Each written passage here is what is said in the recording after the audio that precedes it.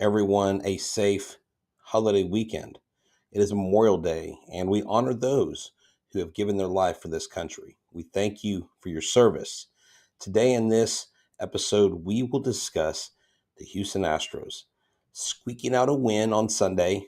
We will recap my 3 keys to a series victory and look ahead to what the Astros need to do to have a successful road trip versus Oakland and KC before returning back to Minute Maid Park. Let's go.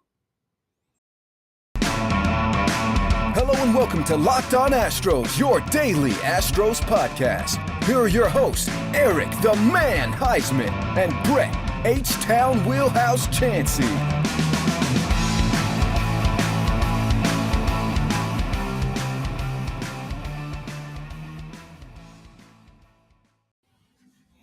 We are Locked On Houston Astros, and we are your daily Astros podcast. My name is Htown Wheelhouse, and you can find me on Twitter and Instagram at Htown Wheelhouse. You can find me at Stros411 on Twitter, Instagram, and Facebook. Always positive, always Stros. You can find the show at Locked On Astros on Twitter, Instagram, and Facebook as well.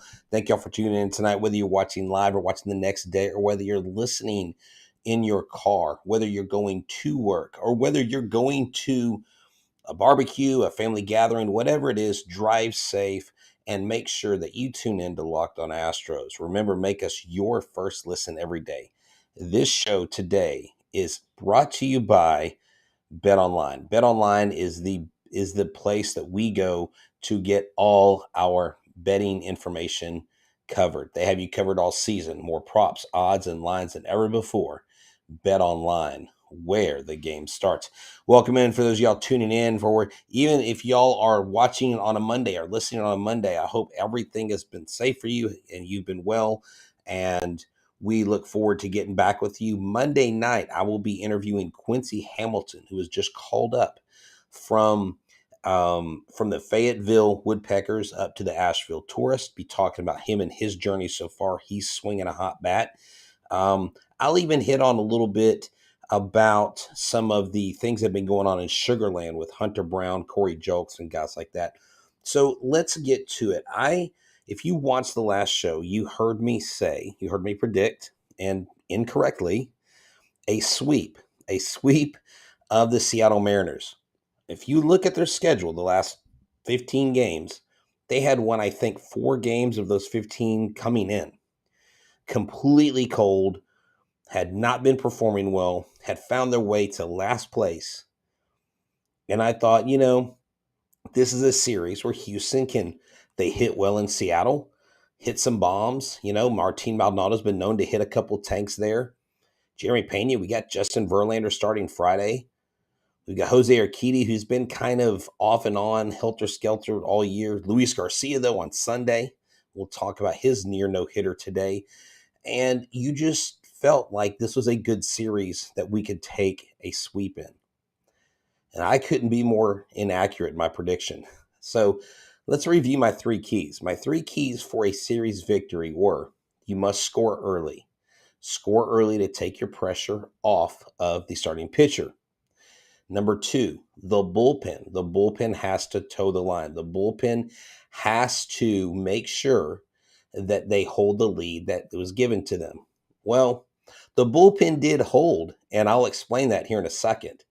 And then they have to hit 300 or better with runners in scoring position.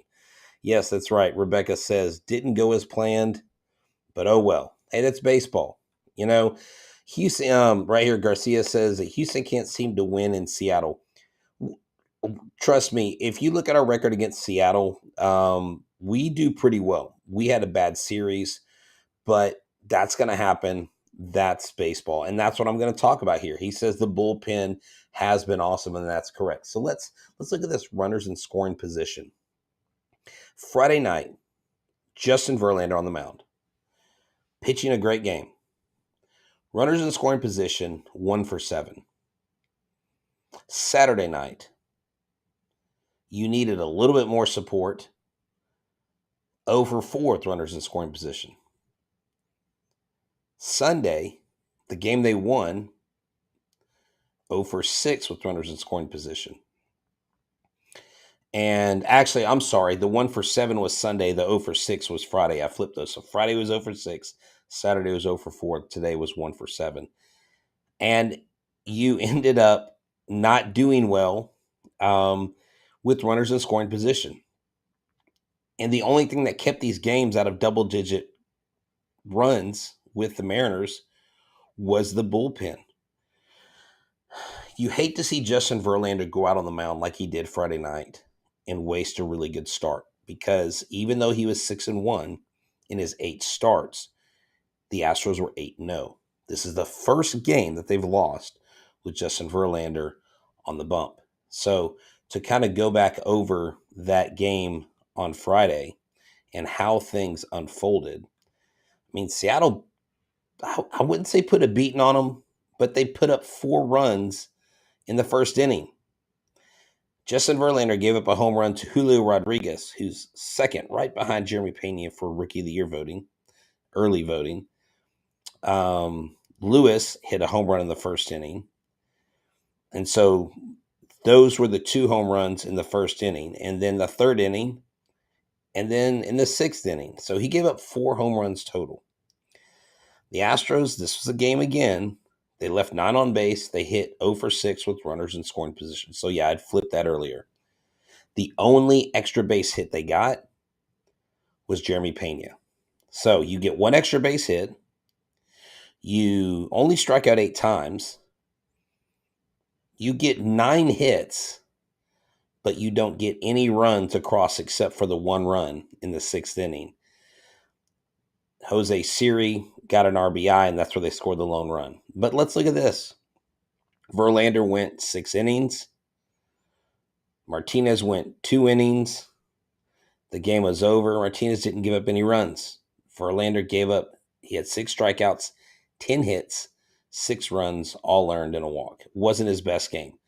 It's only one of few times that he's given up 4 home runs in a game, and that's just how the ball bounces sometimes. So that was a recipe for disaster in that game.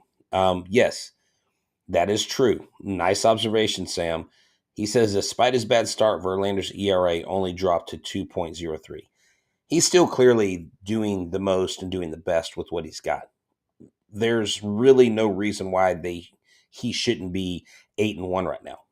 If the Astros are 8-0 in his 8 starts before Friday, he should be 8-1 right now. But it doesn't always work that way. He hasn't gotten the run support. And quite frankly, the Astros didn't give really much run support. They scored 3 runs in 3 games, but they still scratched across a win in one of them. That's odd. And the baseball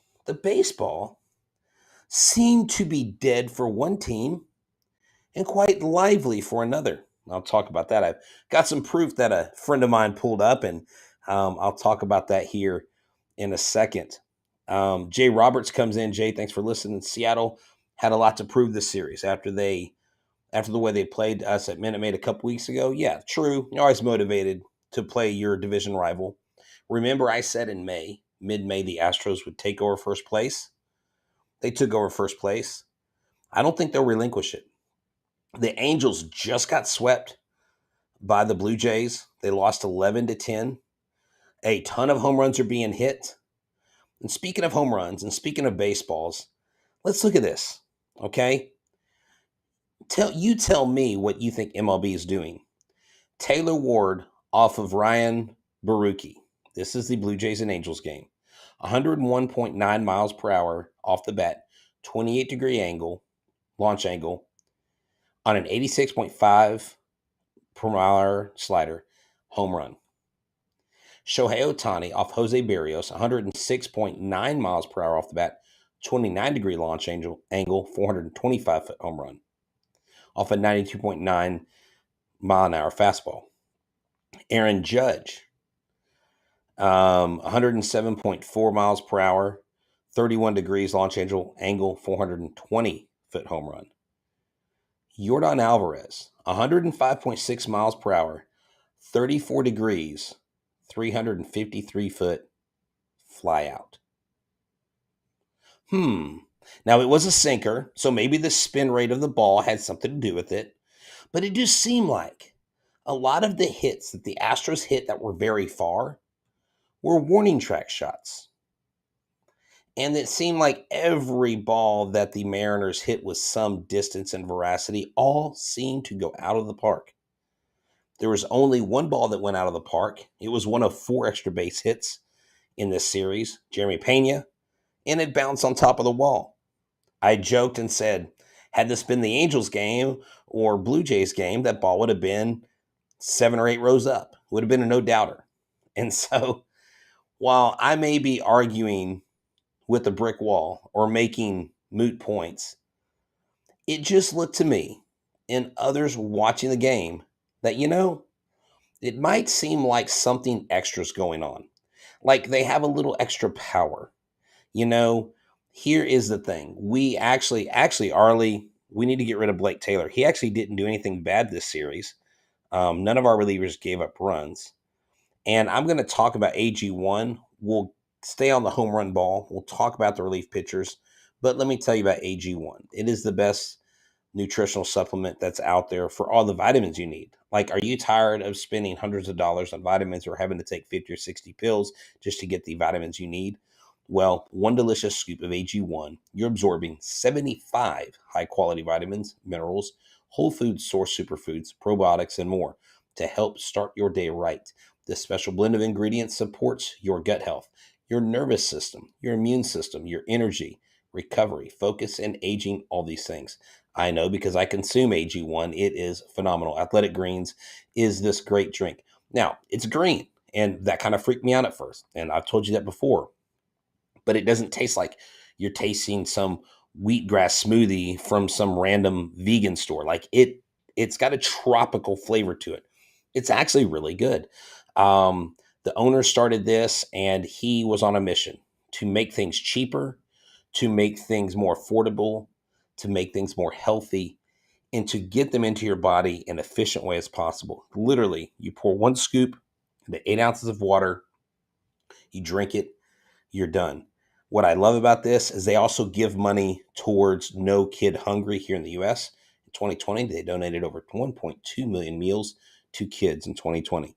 So right now, it's time to reclaim your health and arm your immune system with convenient daily nutrients. It's just 1 scoop and a cup of water every day. So take it. So to make it easy on you, Athletic Greens is going to give you a free 1-year supply of immune supporting vitamin D and 5 free travel packs with your first purchase. All you have to do is visit athleticgreens.com/MLB network. That is athleticgreens.com/MLB network to take ownership over your health and pick up the ultimate daily nutritional insurance today. And make sure that you go to the Locked On Now podcast. Locked On Now, you can get on Apple, Google, or Spotify. After you make us your first listen, check out Locked On Now. You can go to Locked On MLB on YouTube. You can go to Locked On Now. Find it. It's what you need. All the league's news in 15 minutes. And you can see that the Angels lost again. So now we have a 3.5 game over the Los Angeles Angels and are sitting pretty atop the American League West, despite losing 2 out of 3 to the Mariners. So to go back to this baseball thing, maybe it's a nothing burger, but it just really feels like, or it looks like, that the baseball doesn't fly out of the park for certain teams and it does for others.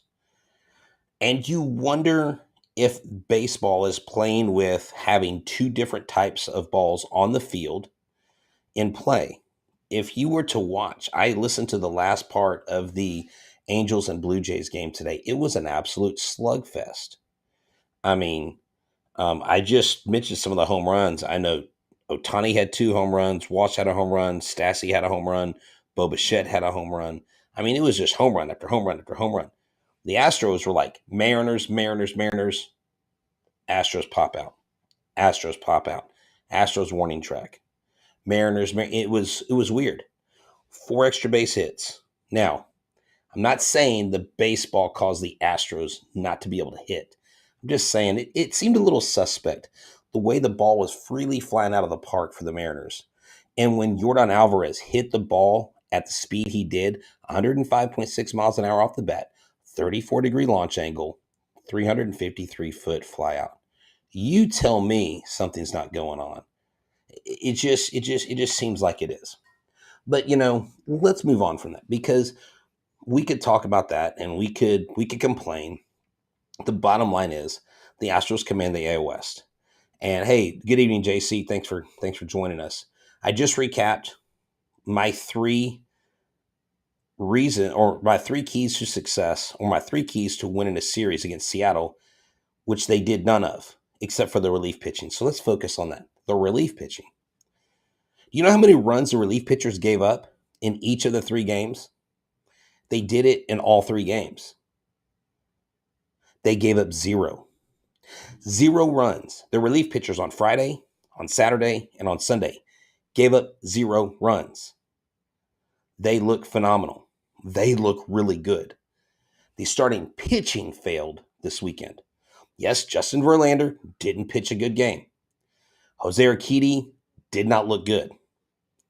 Luis Garcia took a perfect game into the sixth inning, lost it, gave up a run. Astros ended up winning 2-1. So I wouldn't say the starting pitching failed on Sunday's game because it definitely was a part of keeping them at bay. I mean, once he walked the guy, the wheels started to fall off, but he got the double play. Montero came in phenomenal with guys on second and third and one out and got the two strikeouts. That was strong. And this is what Arlie says. He says, what's funny is I bet Seattle is kicking themselves that they had sent Montero back to the minors. They trade him now. He's lights out. Whatever they've done with Montero, because the Locked On Mariners host joked about, they're like, oh, we know about Montero. Like, they were convinced that Montero, from their tone of voice, I didn't ask them to dive further, so I may be mischaracterizing, but from the way it sounded, they didn't really like Montero. He is my absolute number one bullpen guy. Like, when I think of the Astros bullpen, it's Montero's bullpen, bottom line. Nery's is good. I know someone mentioned in here Blake Taylor. Blake Taylor's actually ranked in the top 40 of relief pitchers. The Astros relief pitching has been phenomenal. Had it not been for our relief pitching, there's probably a lot of games we wouldn't have won. And there's a lot to be said. But we transitioned from that to the hitting. And at the end of the show, in the last segment, I'm going to talk about Hunter Brown, and I'm going to make sure I pull those up because I want to talk about Hunter Brown and talk about when y'all think that Hunter Brown should be called up. Should we wait? How long should we wait? And I'm going to look at some of his game logs this year because, man, last I checked, he is really, really pitching a great season there down there in Sugarland. So I'm gonna pull that up, and what I want to talk about is the hitting. Is I know people were saying it's early. It's early in the season. Okay, it's like an extended spring training, but we are at the point in the season where this team is 30-18. Okay, so 30-18. That is 48 of 162. Okay. That is really almost a third of the way through the season. And the hitting has not great. We've got great players that can hit, but they just have not done their job the way they can do their job. And I'm going to get back on this hitting thing. We have got, not me, the Astros have got to find out what's going on. When we look at our team's averages, and I know batting average, hold on, baseball savants, I know you, intelligent baseball gurus, you that you are, because we have some intelligent baseball players. I'll just look at OPS, forget average. Altuve, 880 OPS. Alvarez, 887 OPS. Pena, 850 OPS. Very respectable. Okay, very respectable. Pena is 10 points outside of 300. He's flirting with hitting 300 here the last couple games. Brantley, 775. Bregman, 763. Then after that, it drops to 635 and 624 with Gurriel and Siri. Gurriel is not having a good year. Bregman overall is not having a good year offensively. The bats are getting it done. I don't think we need to look into a new hitting coach, and that's what Edward says. I've talked to baseball guys about this. I've talked to people that have coached in the minors. I've talked to players. I've talked to former scouts, and they say it's not always the hitting coach per se, but maybe because they will make adjustments throughout the season. And what they probably need to do is they probably need to adjust the mentality going up there. It could be the game plan. It could be what they're expecting. It could be what they're sitting on. But do you know this? Do you know who is ranked sixth in the major leagues with runners in scoring position with the highest average? What the sixth highest average in Major League Baseball with runners in scoring position I just said is not having a good year hitting. It's Alex Bregman. Alex Bregman is ranked sixth in the entire league with runners in scoring position. And he's hitting, what, 235 right now with the 763 OPS? So baseball is funny like that. You don't have to be firing on all cylinders. Kyle Tucker being out, I haven't heard more about that. But he was day to day. He went out with a sore foot. Dusty said they didn't want the foot for him to, they didn't want him to, I guess, compensate for that hurt and maybe injure something else. So they get an MRI. I haven't heard anything. If any of y'all have any information that are watching, go ahead and throw it in there and I'll share it with the people in the show. I don't think we need a new hitting coach.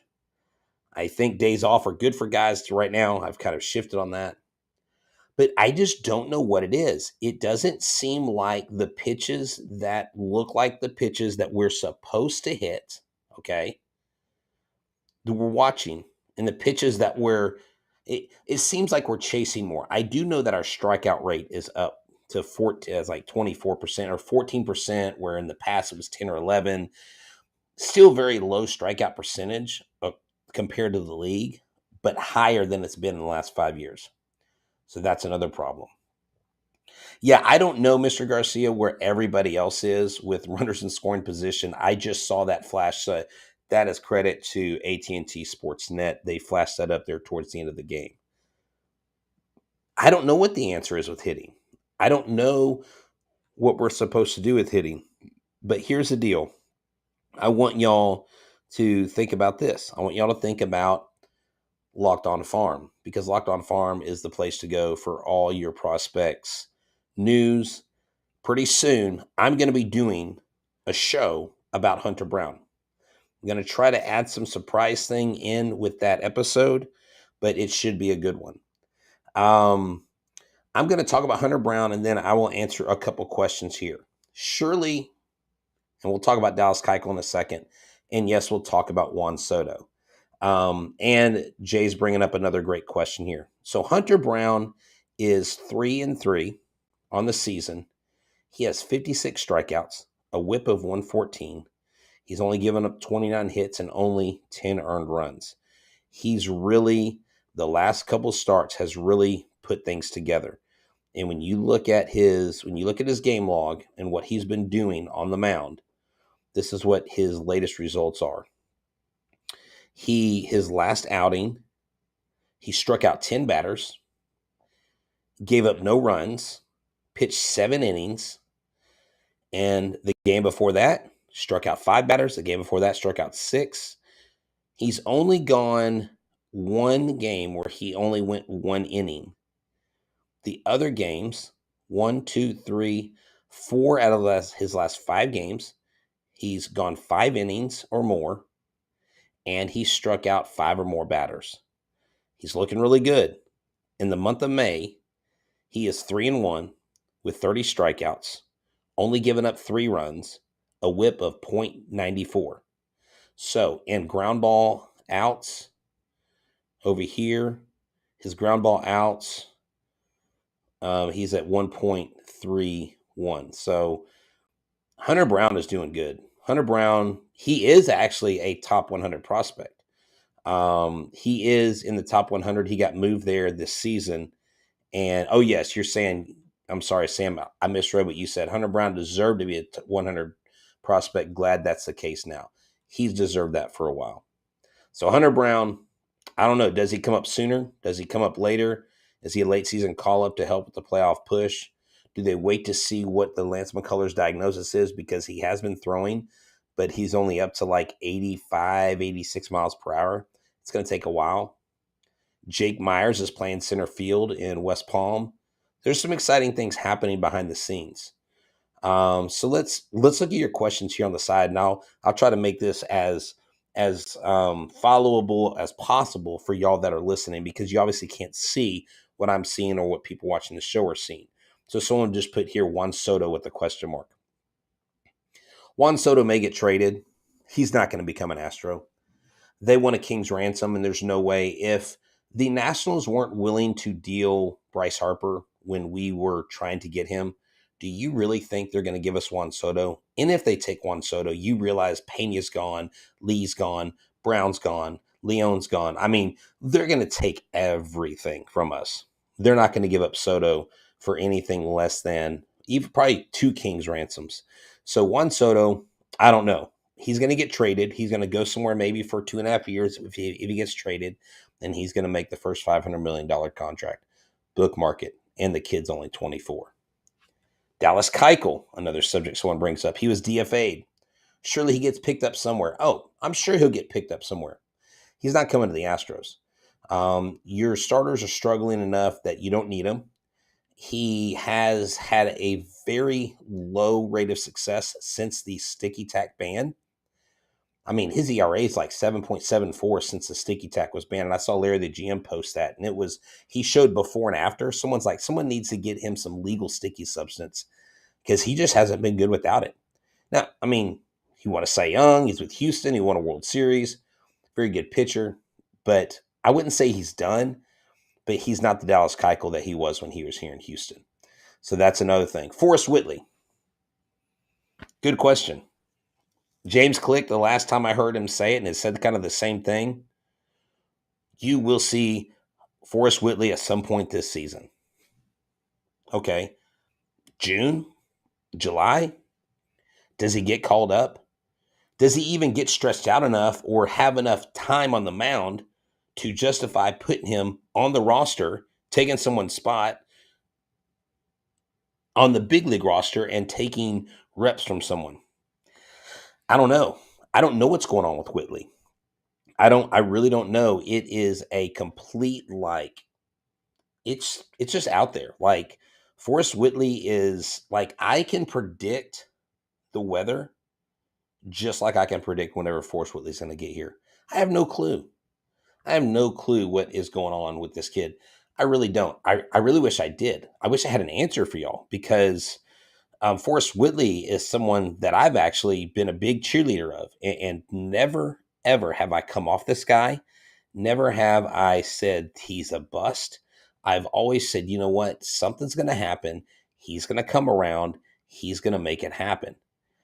And until that actually happens, those of y'all that are naysayers, those of y'all that are doubters, you have every case to make that he is just not going to get it done. And I don't know, man. It's kind of frustrating, to be honest, because at the end of the day, you need this kid to do something. You need him to be an excellent pitcher for this team, because if he were to ever reach even half of the potential that they said he has, there's no telling how great this kid could be. And so I don't know if y'all have heard, but Corey Julks, I want to jump to a hitter. He's killing it. Okay. So here's the deal. I'm going to talk about Corey Julks down here because we're talking about minor leaguers. We talked about Hunter Brown. Let's look at Corey Julks. This kid, oh my gosh. Get this. A home run. This is on Tuesday. Okay. He's hit five home runs over his last 9 games. Over his last 8 games, he's hit 342, 2 doubles, a triple, 5 home runs, and 6 RBIs. This kid's hitting the cover off the ball. Corey Julks is a stud. He's a local kid. He is from Clearbrook High School, and it's cool to see local kids make big splashes, but he's in the outfield. The outfield is absolutely full and tanked. All right, let's get back to your questions. Wilson Contreras, rental. Friends of mine, Larry the GM, Clint the scout, all these other guys that I talk to about baseball, they like Wilson Contreras. I just don't see it. I just don't see, who are we going to give up for him? Does that mean you have 3 catchers? What do you do with Castro? Does Castro even have options to go down? I don't think he does at this point. Maldonado, what do you do with him? But Wilson Contreras rental, I just don't see it happening. Corey Lee, and another guy in the farm system who's actually doing well, and I compared them today, and I was shocked. Corey Lee, and let me pull up my tweet because I need to quote this accurately. Corey Lee and him and both Barry Hill are absolutely killing it, guys. Barry Hill down there in Corpus, and I looked at both of their stats. Get this, Luke Berryhill, okay, and 406 at-bats, 281 average, 21 home runs, 89 RBIs, 920 OPS.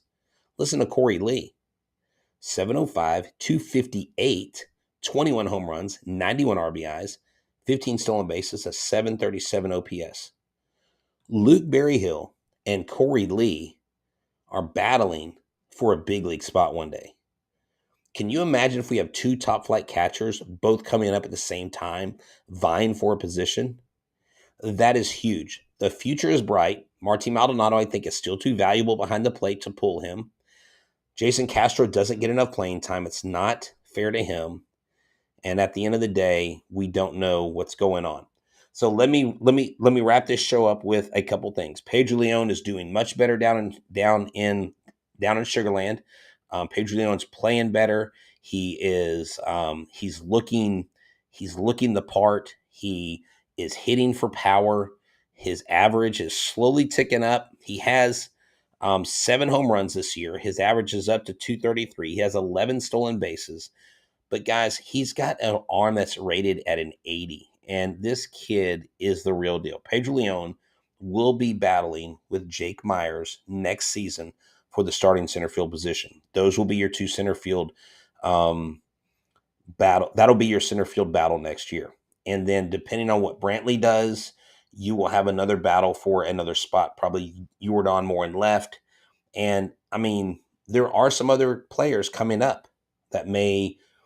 What happens to Yuli after this year? What happens if he continues to have kind of a subpar year? Does he still stay with the Astros regardless?